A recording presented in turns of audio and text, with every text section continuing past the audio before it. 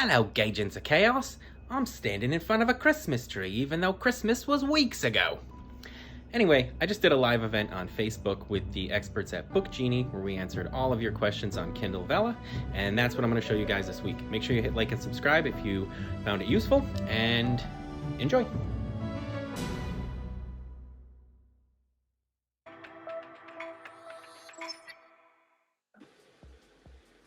And hey, we're live. What's up, Agents of Chaos, Facebookers, Twitterers, Book Geniers, everybody who's watching? So this is the Kindle Vella Q&A. We're here with Michael Lee, who is the marketing master for Audrey Carlin, and Callie Chase, who is sitting right there.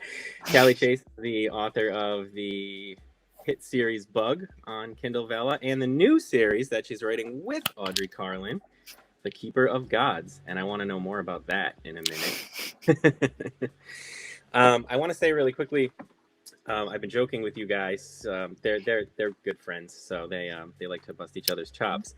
That on my YouTube, Callie Chase had the #1 video of mine for a very long time, and then Michael came in and stole it, and now he's #1. And while they like to bust each other's chops about this, I think the best part about this is that the most popular thing on my YouTube is you guys. So it's not me. It's not me. Gage would be nothing without a brilliant host. That's it. So I'll take it. So tell us a little bit about Keeper of the Gods. Oh, thank you. Keeper of Gods, not the Yes, gods. The Keeper of Gods. It's really all the credit goes to Audrey. She has been wanting to dip her, writing fingers into paranormal for a really long time.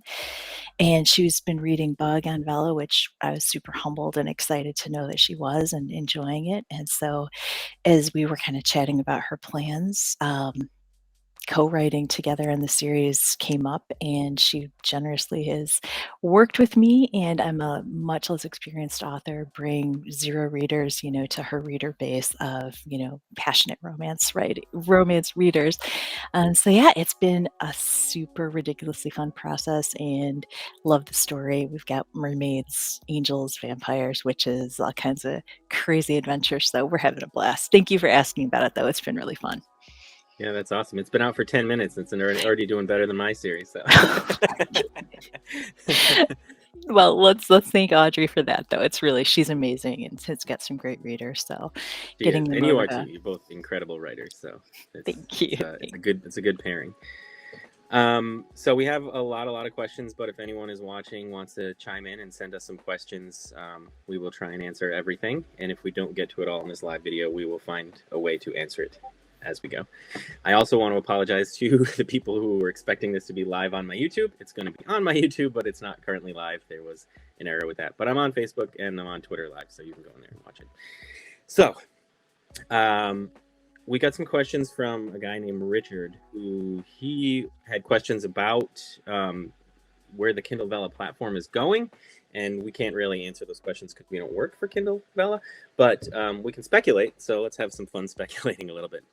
He wants to know if they're going to allow hyperlinks to the author notes. And I would guess they're not going to do that. I don't know what you guys think, but Amazon is in the business of keeping people on Amazon, right? So why would they want to send you, the reader, away? Well, I'll probably start that one then. So I think, yeah, like you've said, we don't want to direct any traffic away from your series. And so if you start putting in a links to social or links to other work that you do, it's going to direct traffic away from Amazon's intended outcome, which is for you to read the next episode of that series. And so it's really suboptimal for them.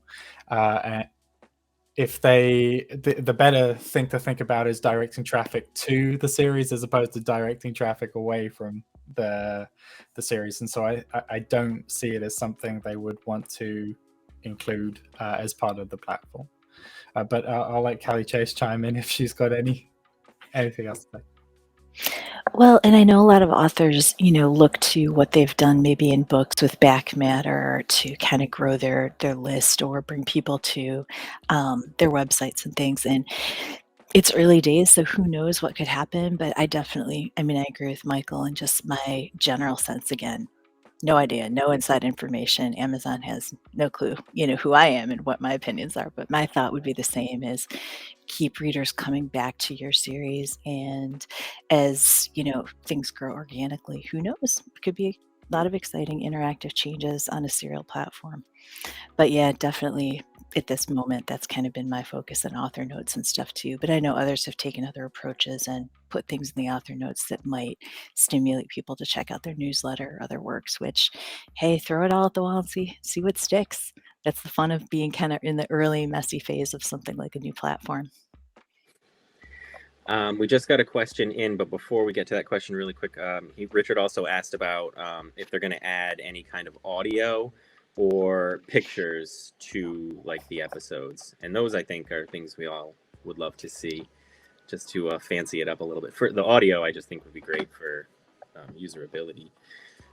And then pictures, make it pretty. Yeah, no, that's something we actually talked about on the last chat we had, Gage, was audio, and I think that's a huge thing that could stimulate the growth on the platform even more. So we were talking about it coming to Kindle and Android devices, which we now have, but I think audio is another big step in the right direction. It just allows a lot more opportunity for someone to consume the stories you're writing. As for pictures, I don't know. It's a best guess. I don't think it's something that would come, although I would be interested in seeing the outcome of it. I think how would they? I'm trying to think how they would add images to it so it wouldn't break the flow of the series. Right now, everything's quite formatted methodically so that you can jump from one series to another and expect the same kind of flow of an episode. And if you throw an image to break up the episode, first all those images then have to be moderated on Amazon's for every episode you publish. But if you're scrolling on, say, a phone, those images are going to be really big compared to a paperback book, and so you've then got to jump through an image before you get back to the text, and it does break the reader's experience. It's not something I'm saying would never be in the roadmap, but I'd be interested. I don't have the answer, and honestly, I'm not sure what the intended outcome would be. I did see on like I fiddled around on some of the other serial sites, and I saw on like Radish they have like some of the stories have it's like the background of the text is an image. But I feel like for me that would just make it more difficult to make sure the text is readable with the image behind it, and so I don't know. It did look pretty though, I will say that. All right, so Angel Starman asked us, how many episodes should I have ready and upload when I post my first episodes?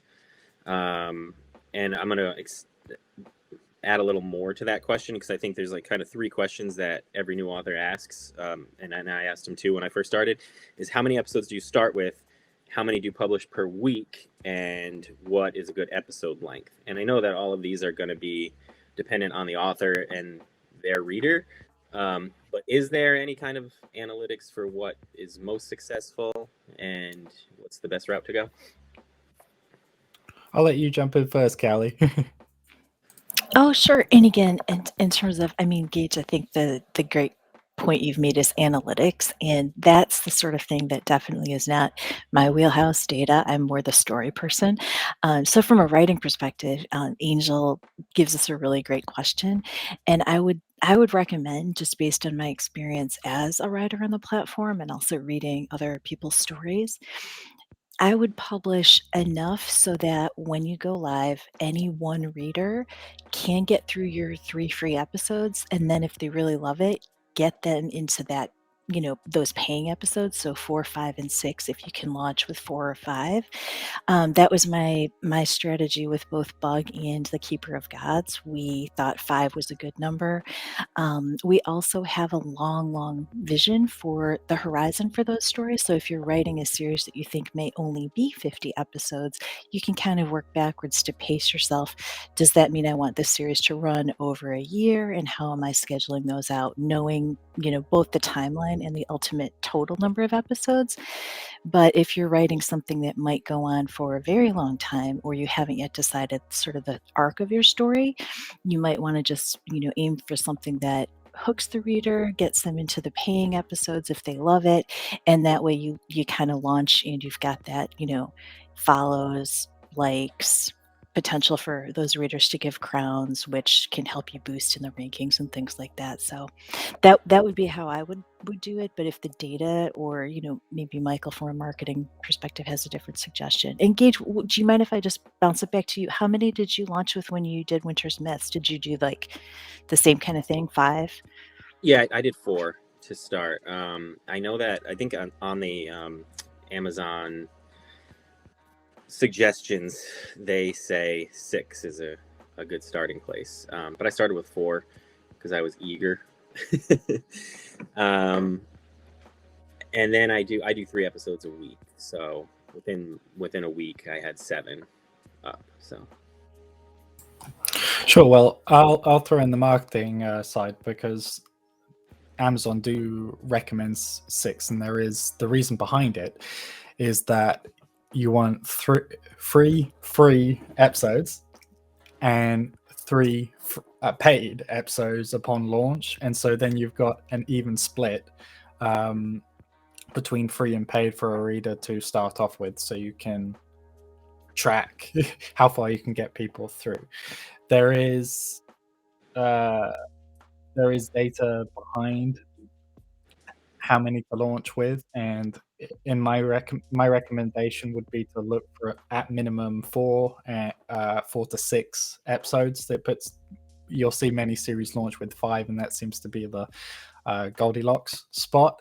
But if you only launch with 1 through 3, you've limited yourself. The readers that you're attracting are only going to be able to read 3 episodes, and then so in your publishing schedule, if you take a week or 2 weeks to get up to those paid episodes, the readers are they're going to be shocked 3 weeks later when they now have to start paying to read, as opposed to setting the story straight from the beginning, that they can read the first 4 or 5 episodes, and from day one they know that it is something that is a paid platform, and that the first 3 episodes are free to sample.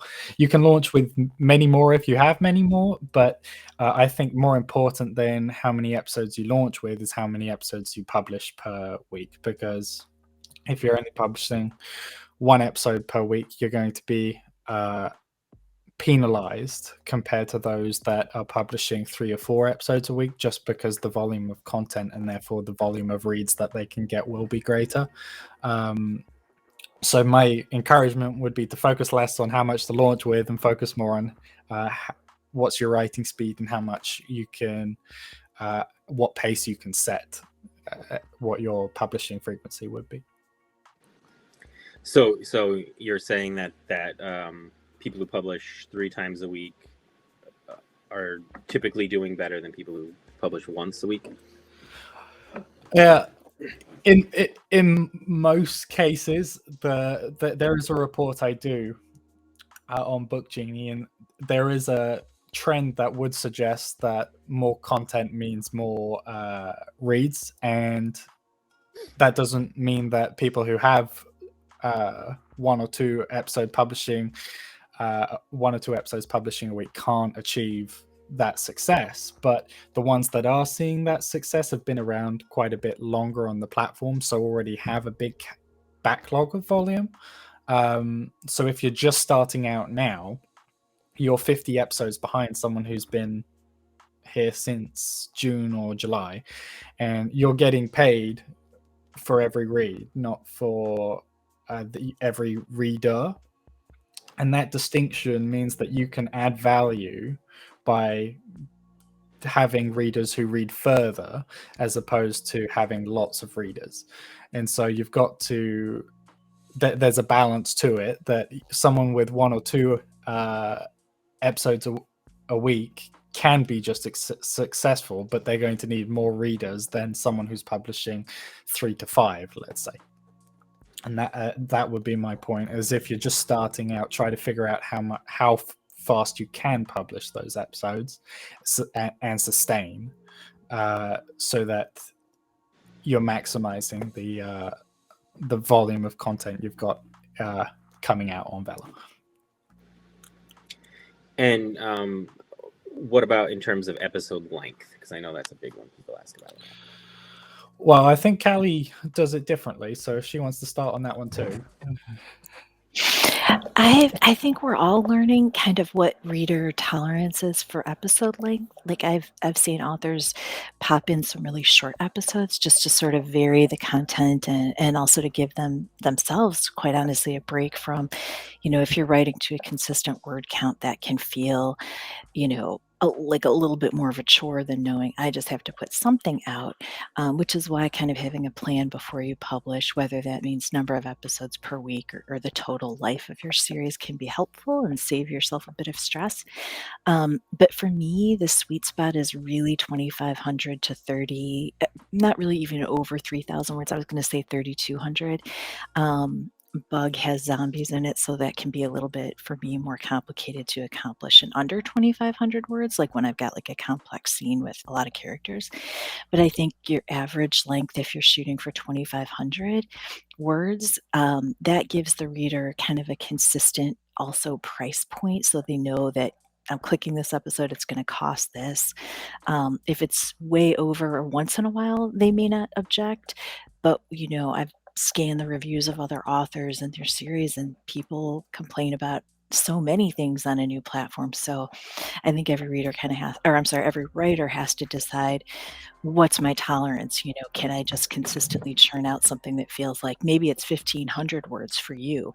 That's great. That's a great length. That's 4 or 5 pages, readable, and a good amount to write to week on week. But yeah, I think finding whatever that sweet spot is, 1,500, 2,500, maybe 3,000, and keeping it somewhat consistent is probably more important than just saying the winner, like the right number. I don't think there's a right number of words per episode necessarily. It's all what you can sustain and what your readers are expecting. So again, they just keep clicking through and want to read more. Have you experimented though, Gage? You've done different word counts per episode, right? You've had some shorter ones in there. Yeah. What gets tricky with my series is that it's kind of 2 stories in one, and the main story sometimes gets put on hold for an episode while this other tale gets told, and so I tend to make those ones a little shorter. They're really important to the overall story, but especially when you're first starting to read, you can't really see that yet. So I like to keep those ones a little bit short. And because they're like sort of mythologies that this main character is telling to his daughters, I feel that it makes sense that they would be shorter story-wise, because he's just telling a tale to his kids, So yeah, it fluctuates, but I still keep it relatively close. So I write shorter episodes in general. So I'm usually like between 1,000 and 2,000 words. And then the myths will go like as low as 800. So it's not like a huge drop off. Well, one thing we noticed through the data with the marriage auction and some of the other series I've worked on, which is the token spend. Keeping it consistent, as you guys have said, is really important. But one extra catch to that is the jump from 19 tokens to 20 tokens is a lot more noticeable for a customer than the jump from 18 tokens to 19 tokens, because you've got that it's like the age-old pricing tactic of $19.99 as opposed to $20. And that seems to be holding true for Kindle Vella, that when you publish an episode that is a factor of 10 tokens more, or appears on the surface, you've gone from 20 tokens to 29 tokens to 32 tokens or something, people notice that a lot more than they'll notice, say, 27 to 29, and it can deter people. So trying to keep your episode length consistent is definitely more important than trying to hit a specific number that you've been told works, but also considering what that token cost is going to be before you publish an episode, and thinking, what would, is this going to be a jump for my readers that they're going to notice, or is it going to be something that is, just a change in price for the word count? I would absolutely encourage people to stick within a range and try to keep that range as tight as they can, less so than saying, oh, publish 1,500 words or publish 3,000 words. I think it's much more important to be consistent. We got a new question in from Rachel Dickinson. Does Amazon share with authors the analytics of the reading audience? How many views each episode gets, what countries readers come from, etc. In terms of what countries it comes from, it's only in the US right now, so we know the answer to that one. We do get to see how many views each episode gets, and we get to see how many likes it gets, right? There's not a ton of analytics though. Like on my YouTube channel, I can see the demographics of the the viewer and all of that stuff. But on Amazon, there's not a ton. But we do get to see if like an episode has a huge drop off compared to the episodes before it. So I would say there's enough on the writing side of it. There's probably a lot more I could use on the marketing side of it. Sure.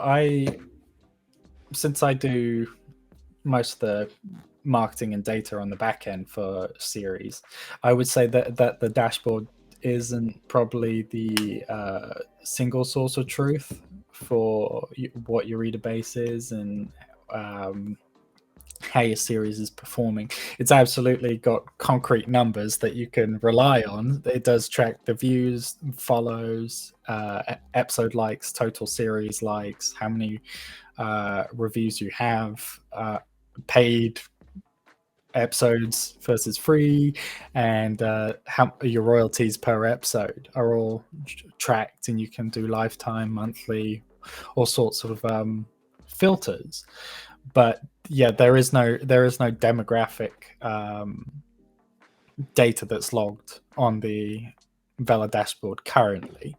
I personally, when I'm marketing, I rely on other sources anyway. I think you're better off using things like tracking links, or if you're advertising, using Facebook's own data, or if Twitter or TikTok or whatever platform you decide to use.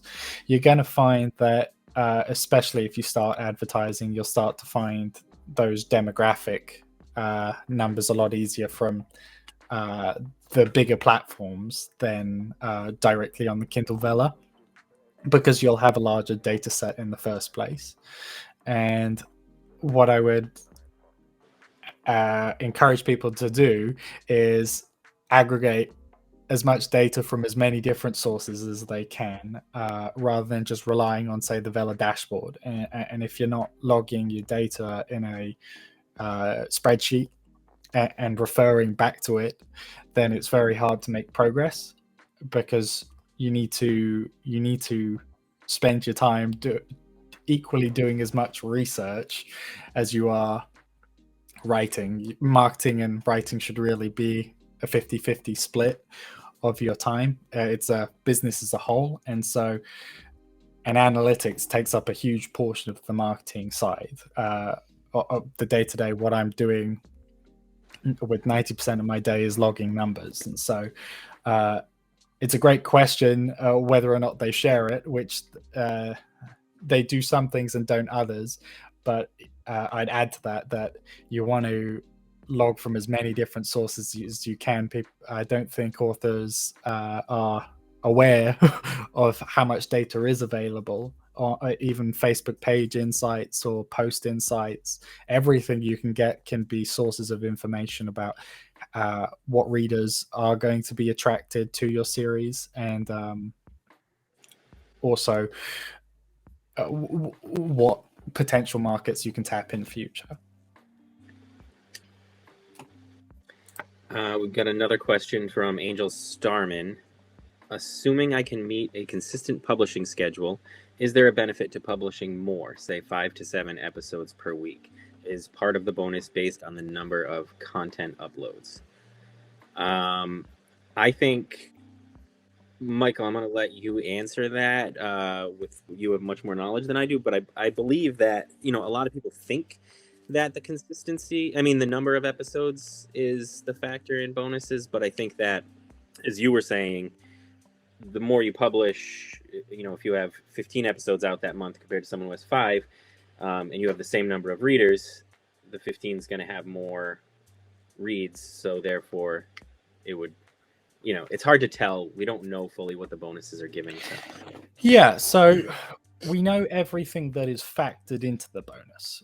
What we don't know is how heavily each thing is factored in portions. So we know that your total reads in a month are factored into the bonus. We know free and paid, and they separate the two, is factored into the bonus. We know that your update frequency is factored into the bonus, along with engagements like episode likes and whatnot.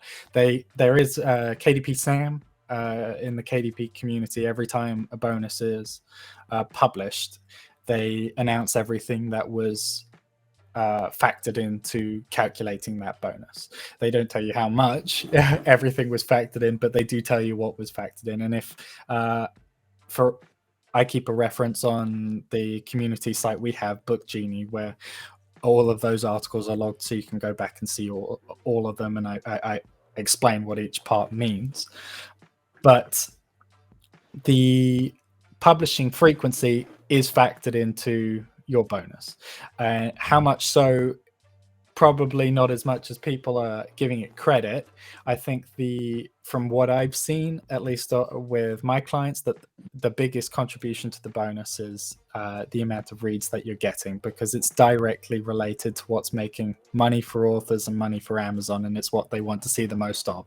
And so what your goal should be is to focus on getting as many reads as possible. And by upping your publishing frequency, in theory, you're upping the number of reads you're going to get. Because if you only publish 5 episodes this month and you have 10 readers, the most you're ever going to get is 50 reads for that month. Whereas if you publish 10 times more than that, you can expect more reads in that month. So I think it is factored into some extent, but not it's not a be-all end-all. The focus should be on getting that read count as high as you can, which having more episodes published will increase. Is there like a tipping off point for that? Because for me, as like a reader, psychologically, if I see a series that has 70 episodes out and they publish 2-3 times a week, like I say to myself, okay, I can catch up and then follow that schedule. But if they publish 5 times a week or 6 times a week, I feel like I would never catch up, and then I don't know. It just seems like an overwhelming amount there. Yeah, so this is actually something I am studying really deeply. Is where is that cutting off point? When does it become too much that it's intimidating? And I have yet to see a number that is the threshold that you don't want to pass.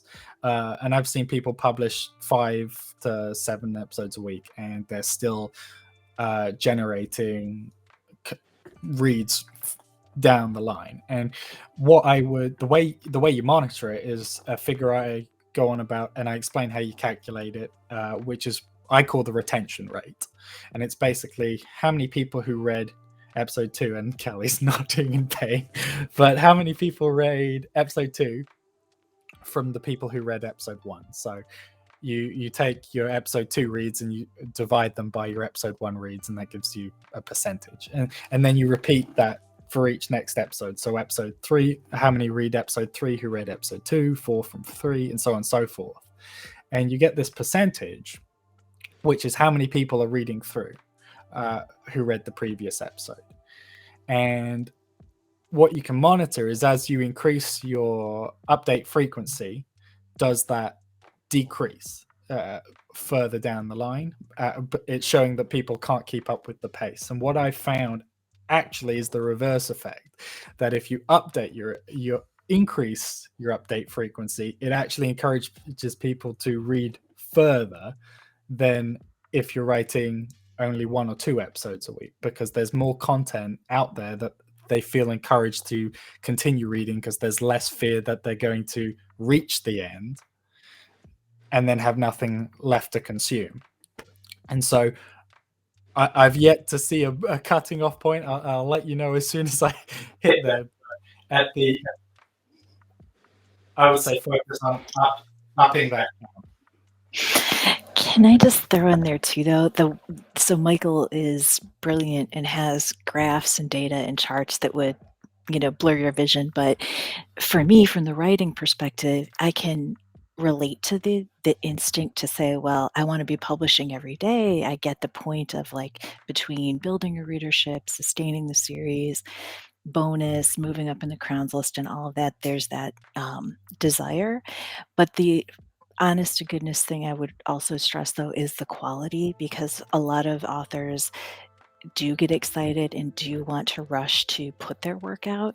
And so if you can sustain the quality of your series, releasing, 5 times a week or more, or, whatever that number is, it's a grind. And I've hit, snags in my personal life and work life that have slowed me down or had me fall off schedule here and there. And I think everybody just needs to kind of also prepare for that and know, especially if you're not working with an editor or beta readers, before you hit publish on that episode, take your time, make sure it's really good, because, that's one thing that, especially for my series, I've really monitored is I was terrified that certain decisions I made about the content would turn readers away.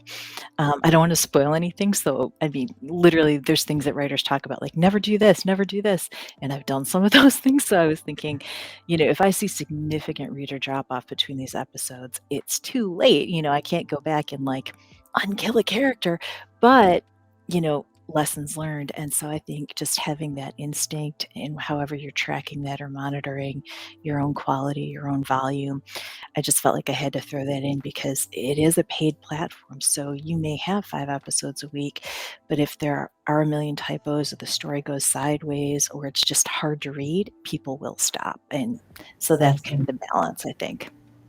And that's actually a really good thing to add. And I'm going to add on to your ad.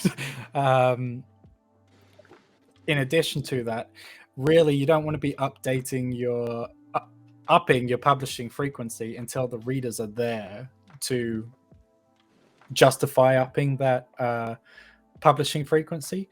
If you are only generating, say, 20, 30 reads,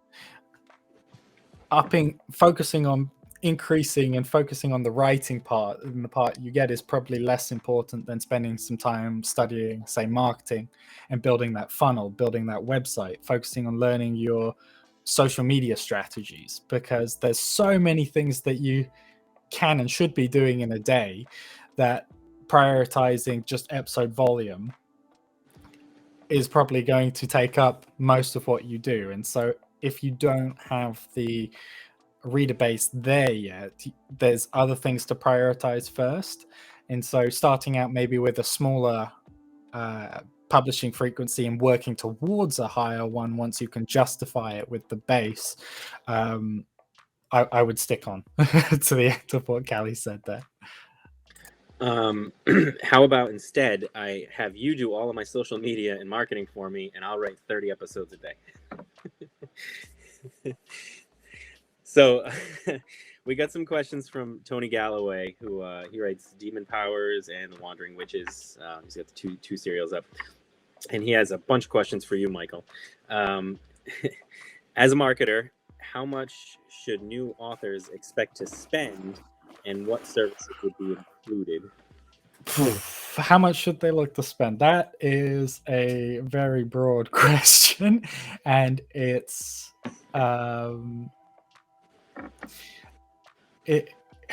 it depends on the author's situation, and a brand new author is going to be very different to another brand new author. There are things you need to set up before necessarily jumping into the world of advertising or hiring, say, a marketer. And hiring a marketer should probably be very low down on the list of priorities to get set up. I think when you add on things like software cost and the cost of, if you're going to hire a professional graphic designer, which I do recommend,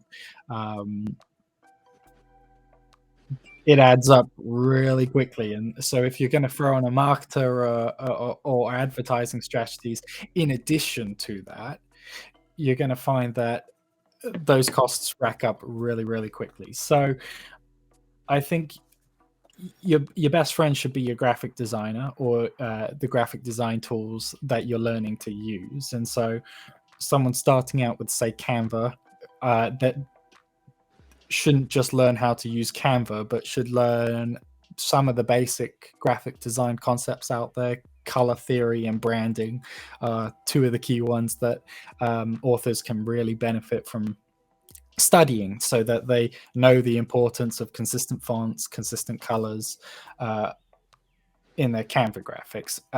And so prioritizing maybe those software purchases and the education first will really reduce that cost. Then after that, you're also going to be looking at a marketer isn't going to come to you and just hand you your product in its current state. All the readers in the world. I've tried to have that.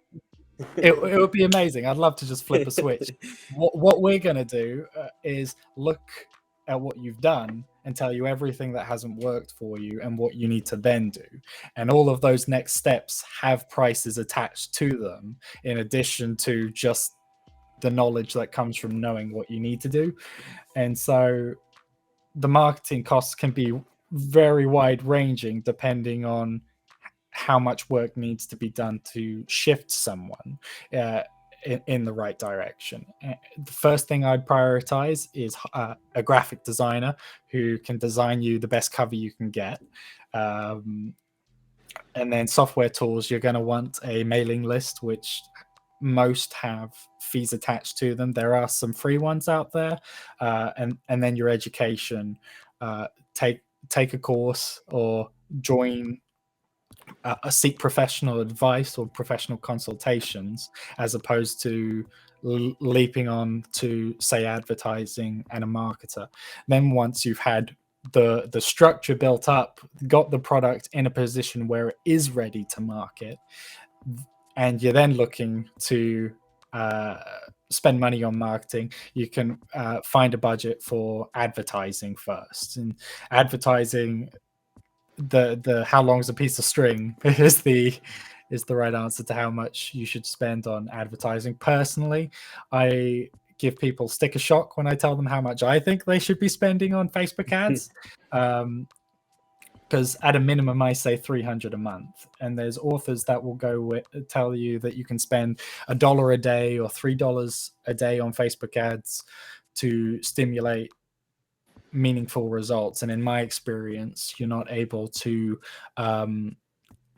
Facebook is not able to have the money to spend to take the risks it needs to on audiences to give you the real answers to what's generating and taking your marketing upward. So with $300 a month being where I would set it at, it's probably something a lot lower down on the list. I have seen people who have had success with less spend, but I wouldn't encourage anyone down that direction. And then he wanted to know what the number one mistake new authors make when self-promoting. Yeah, I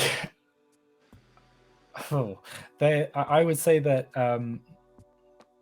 too much time is spent on the action of promoting, and not enough time is spent on the action of learning from that promoting and seeing what can be studied from what you've done or what you've previously done. I think we get into this well of falling into promotion, and if we just send out another post or the right post, it's going to bring the readers in. And rather than that, I would say focus on what you have done and really study about which ones worked better than others, why they might have worked better than others. Is there any, what things could you have done to make those well-performing things perform even better? And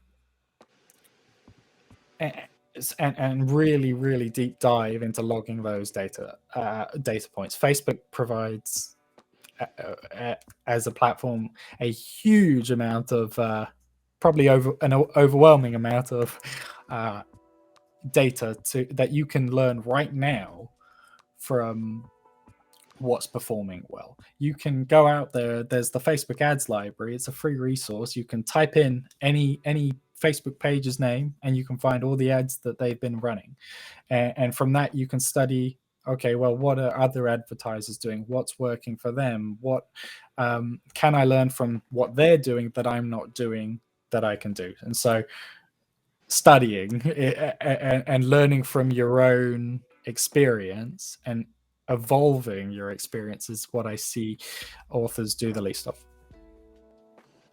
I'm not a marketer, but I'll add to that from just what I see around is I think the number one mistake that new authors make with self-promotion is not doing it at all.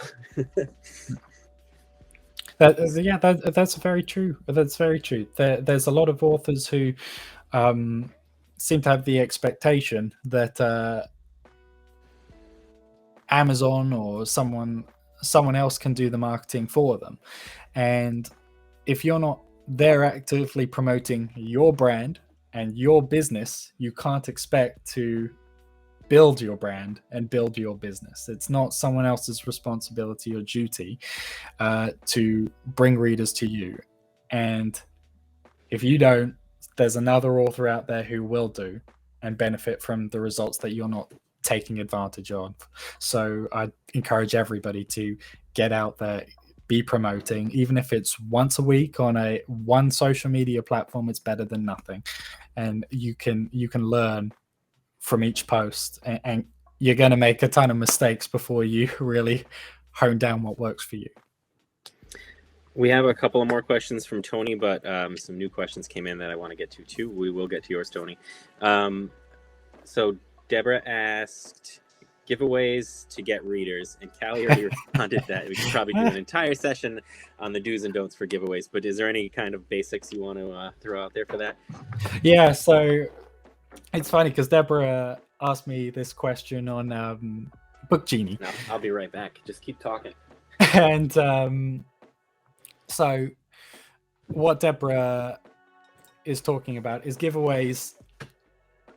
Authors run a lot of giveaways to kind of stimulate interest in your brand. And what giveaways do is they offer a free incentive to attract lesser interested individuals in engaging with your brand. And the problem in so doing is that you don't want to prioritize the least interested people too early on in the funnel. And so if you've got zero readers, or if you've got no solid foundation, and you're going, come join my newsletter, and I'm going to everyone who signs up will be entered into a raffle, let's say, and wins a Amazon gift card. The problem in doing that is you'll find that most people only join because of the Amazon gift card, and the relevancy of your newsletter is not really important to most of the people that will sign up for that. That doesn't mean giveaways don't play a part in your strategy, the point that you want to then do giveaways is when you have the base and you really want to focus it on engaging those who are already in the network, that is your brand, and you're trying to encourage them to re-engage and invigorate them to take a even more important action. For example, a review from a loyal customer, or stimulating people to share and your posts and your new release. The next 10 people who promote my book on Facebook will all be entered in a giveaway. That's a better way to do it than so early on in the journey of building your relationship with the customer. So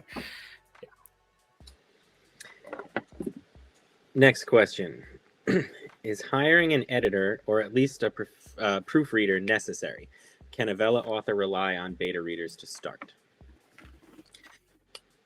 I think I'll try and answer this. I mean, I think sure they can start with that. I mean, it's certainly not necessary in terms of you're allowed to publish, but the more professional eyes on it, the better, always. But when I started out, I had $0 to start with. I made my video on that on YouTube that you can go see.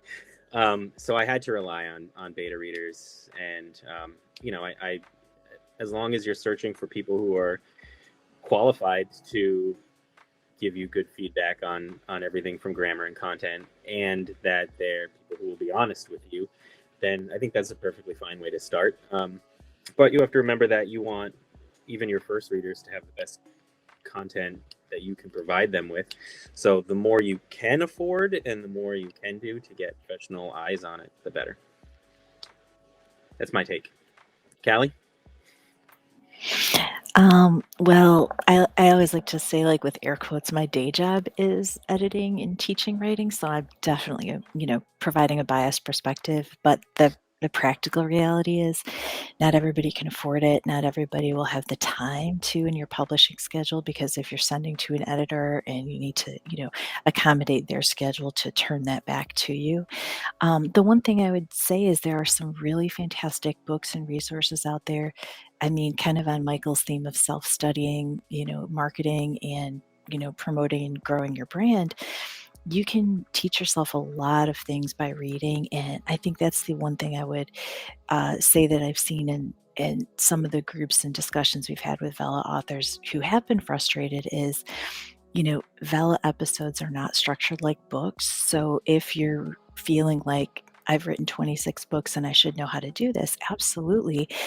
You've probably got great writing skills, great storytelling ability, but this is a new space. So considering whether the book writing skills translate well to episodic structure, if you literally started writing, 3 months ago and this is your first foray into publishing, you should not be discouraged by not having, a huge pocketbook to spend on these things.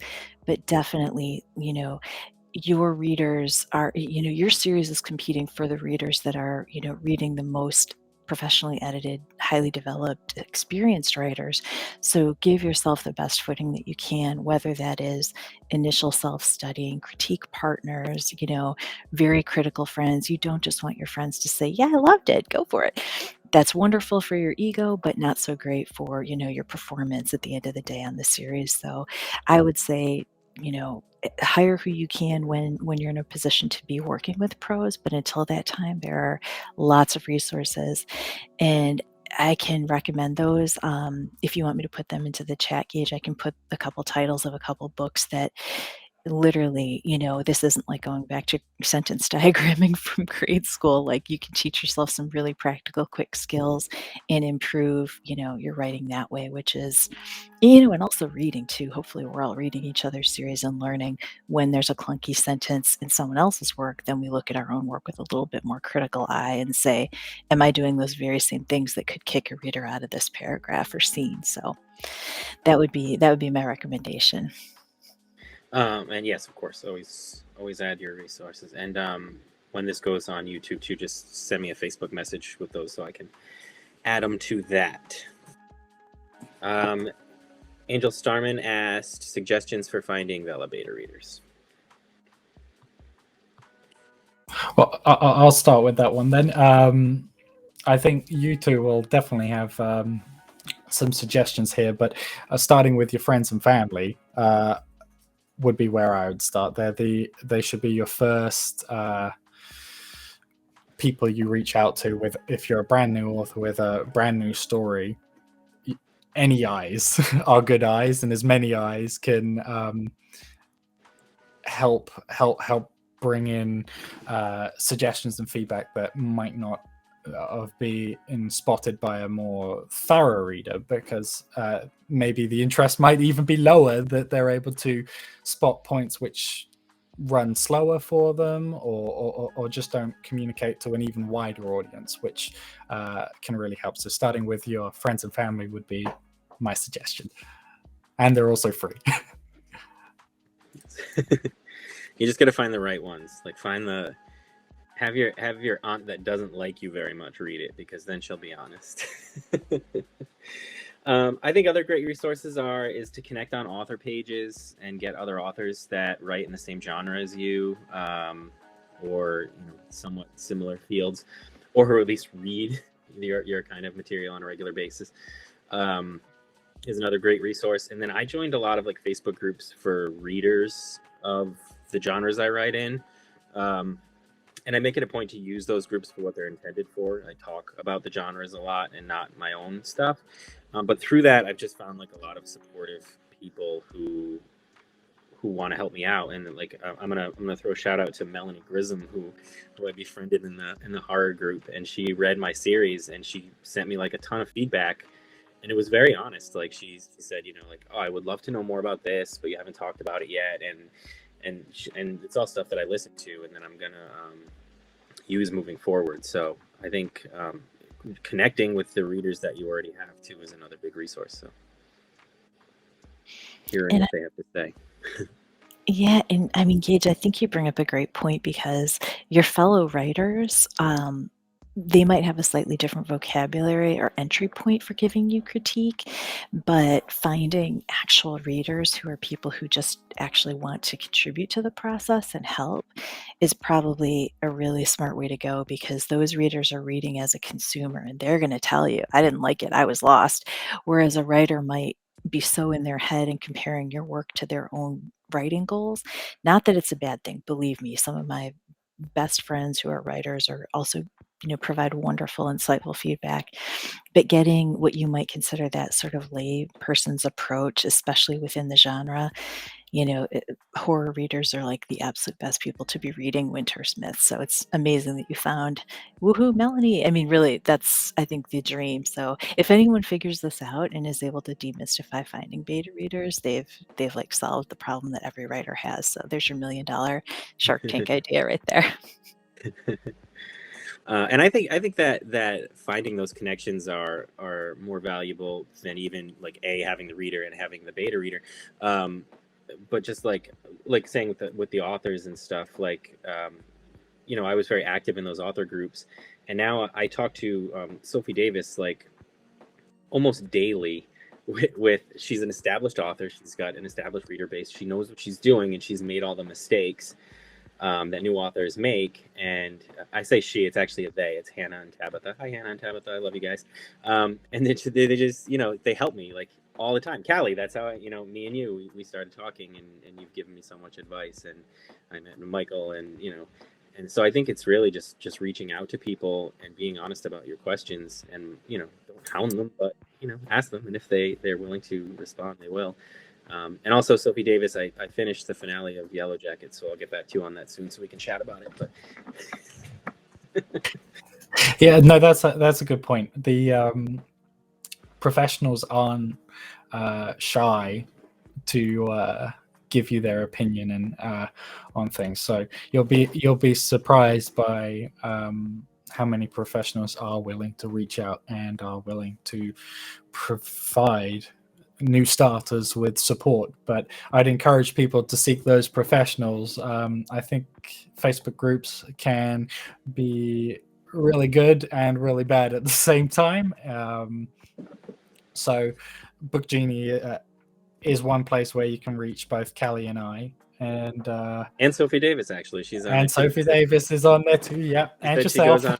She said she goes on every day and reads Callie's posts to start her reading day. So, Well, thank you, Sophie. But yeah, absolutely seek out professionals too, because there's no one better than the people doing it for a living.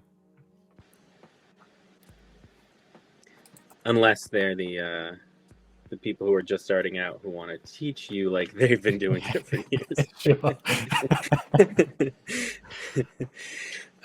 So we're going to go back to some questions from Tony really quick. How do you identify your target audience for a story, and how do you reach those readers who are likely to buy what you're selling? Target audience is... So when you advertise, there's really only two things that muck up your ads, and there's only two reasons that ads don't work, and it's either you've got not the right imagery, not the right copy, it's bundled together, it's called the ad creative. Either that's wrong or the people you're targeting is wrong. And so what separates those who are able to successfully advertise from those who are struggling is that either one of those two things, and often in combination.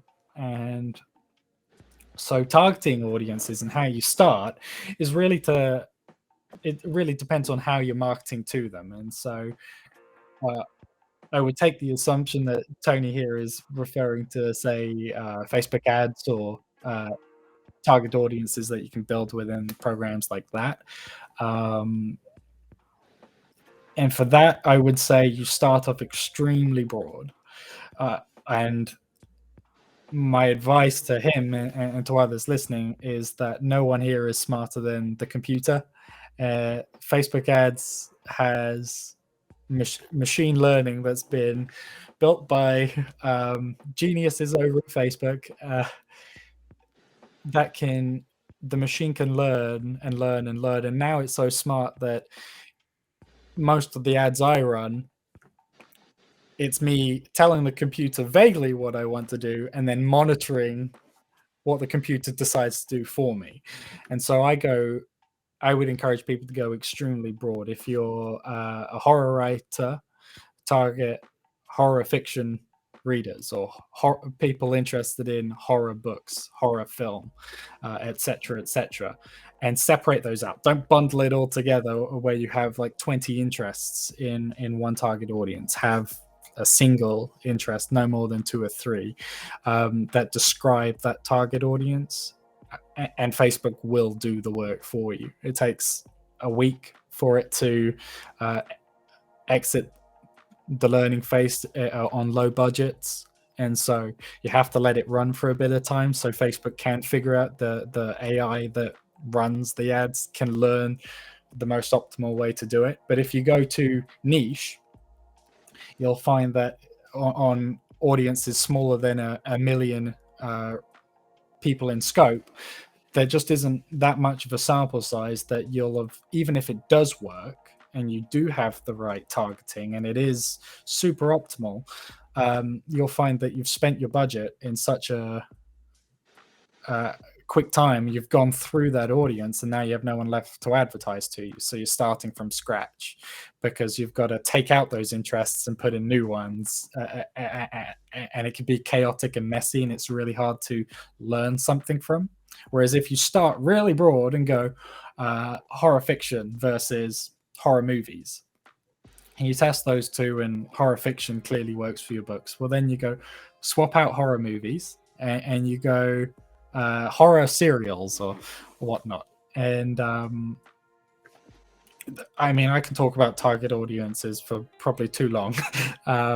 But then once you have that, you can start to add an additional layer to that target audience that is working. So if it's horror fiction that's working, then you can go horror fiction, look in the ad, what age groups are clicking on it, what demographics, and you may find that it's only people aged 20 through 40. And so all of the money being spent towards people over the age of 40 isn't working. And so then you add horror fiction 20 through 30 and 30 through 40, and then you test those two as well, and now you're starting to learn more and more and more detail. But you've got to start really broad and refine, as opposed to trying to throw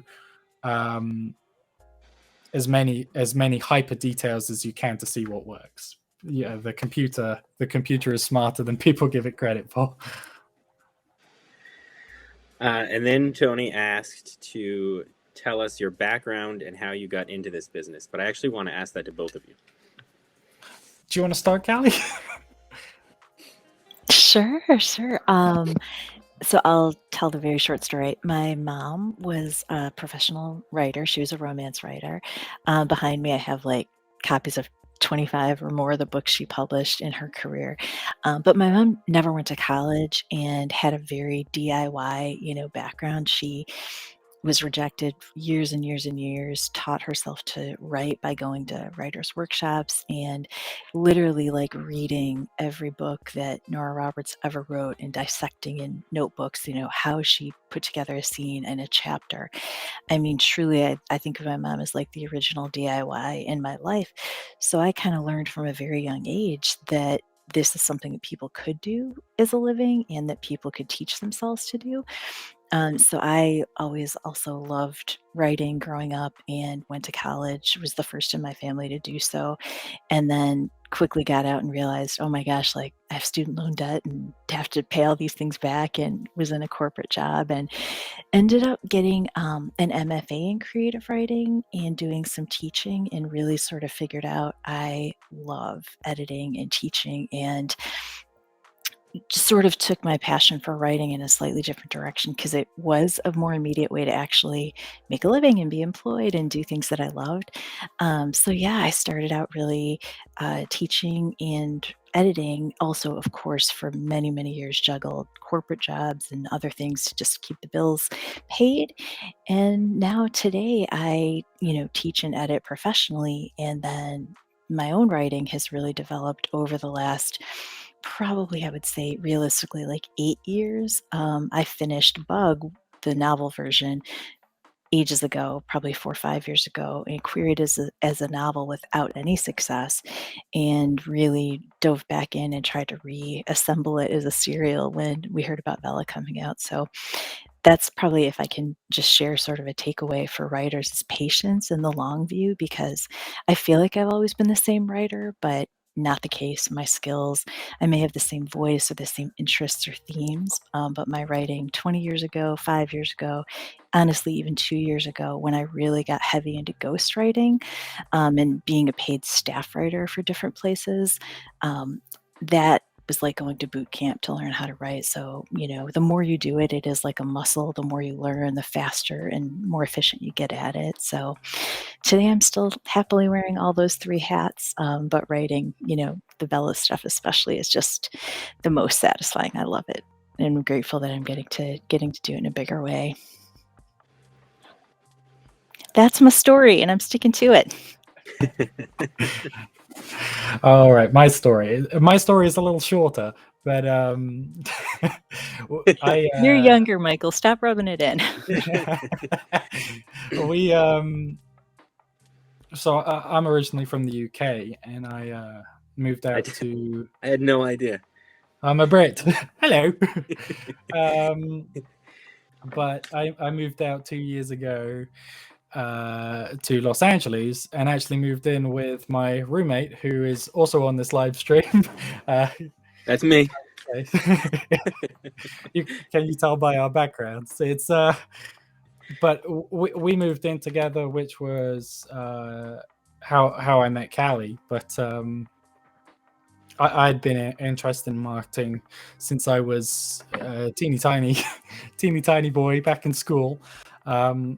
And I've been studying digital marketing and web design and tech related stuff since I was 13. And I came out here and got introduced into the world of publishing. I do have family who are authors back home. My uncle, for example, he's a historian, and so I was somewhat familiar. But then Genie kind of Callie brought me into this world through Romance Academy, which is where we started off, and then now Book Genie, which has been my field of teaching authors marketing. And then I've worked with a few NYT best-selling authors and USA Today. I've made videos, websites to help them with their marketing, and really developed some real-world experience of building digital brands for authors and moving them into a more modern space.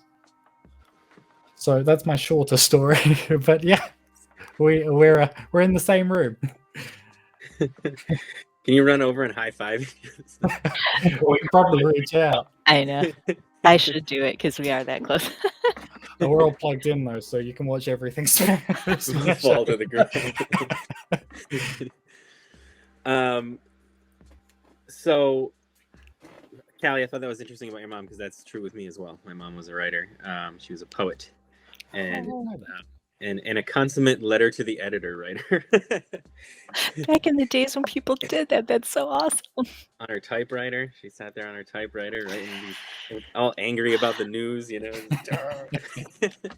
Oh She yeah. was a poet for a long time, and that's sort of where I got into writing too as a kid. And I wrote, started writing when I was like 9, and then never did anything with it till I was an old man. So you're just a seasoned storyteller, Gage. You're seasoned, not old man. Seasoned, I like that. If you were an author hiring someone to do marketing, what questions would you ask to vet a person or company? Okay. Well, I think marketers don't talk to the people on Instagram, first of all. Yeah, that's probably good advice.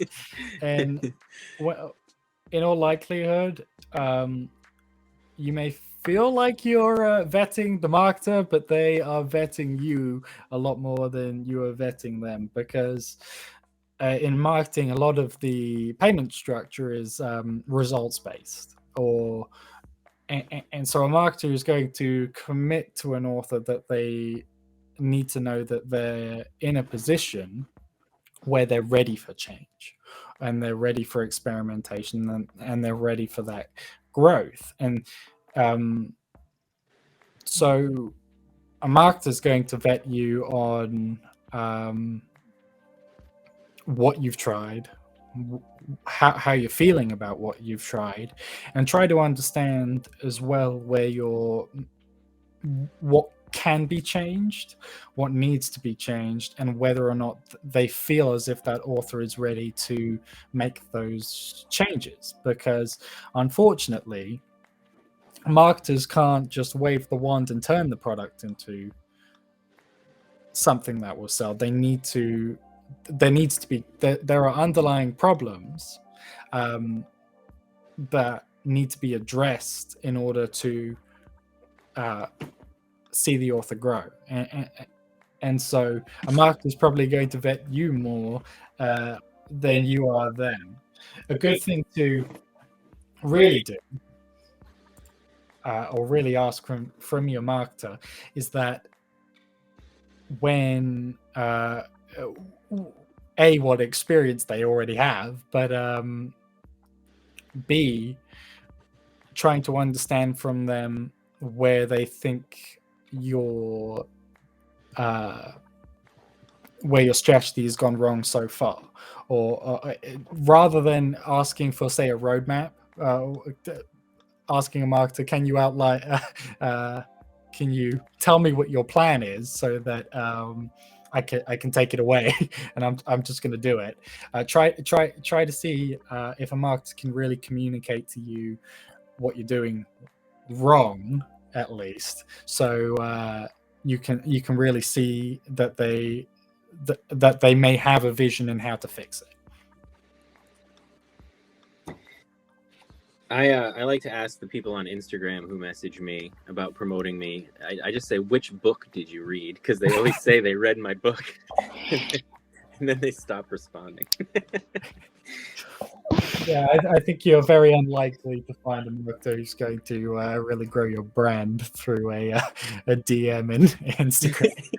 I think, in all honesty, marketers, you're better off seeking consultation from marketers than you are complete management, unless you're already in a position where you're looking to really scale what's currently working, as opposed to you're just starting out.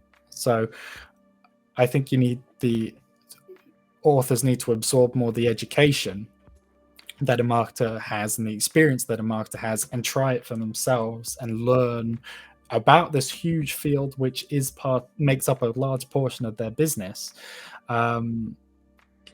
as opposed to necessarily going out, I'll hire someone else to do that. You can do that once you have the base, and the marketer is going to be able to generate you enough results that you can afford them. So my encouragement would to be seek marketers that teach rather than just manage. Yeah. So you mentioned the consultations, and so with that, you find someone who's already doing good work, right? That's a key thing, and then say like, hey, I want to make some Facebook ads, but I don't know where to begin. So you get on a consultation with them, and they can kind of teach you the ropes a little bit, going off of like your genre and what you've already done, and going from there. Yeah, and that's exactly what you want to do, and it'll save you a lot of money, because a large portion of the marketing comes from not the setup, but the analysis thereafter. And if you hire someone to set it up and manage, what you're mostly paying for is their experience in studying that data, as opposed to their experience in using the tools. You're really hiring a data analyst, and so with experience in marketing, and if you better is to learn what you should be analyzing, and learn what you need to set up through consultation, as opposed to hiring someone to do it for you. That is all the questions that we have right now. So, well, great. Oh, it's been a lovely chat, and I hope we can do it again. If people are interested in more, we'll send this video out to you as well, Gage, so it can be on your YouTube channel. But if people have more questions that we didn't answer, I'm sure there's a dozen more on Kindle Vella, and I think we've got more coming in now as we speak. We got one more question, which I'll make sure we answer before we go. But if people are interested in have more questions that we couldn't answer, we can come back and do it again, for sure. The other thing I'd suggest is if you haven't subscribed to Gage's channel yet, or if you haven't checked out Book Genie as well, we are posting content like this all the time, and hope to post out a ton more, especially on Kindle Vella. So subscribe to Gage, his YouTube channel. We've posted a few times, and we'll make sure we comment it as well in the after video, and also check out Book Genie too. But I will pop in and quickly answer that last question we got from Deborah, which is about TikTok and it as a marketing tool, which is a big question, which I'll try to keep short. TikTok is just like any other platform, Facebook or Instagram. There are TikTok organic posts, and there's TikTok advertising. Like you have Facebook posts and Facebook advertising. TikTok organic posts, if your community isn't, you want to go where your community is.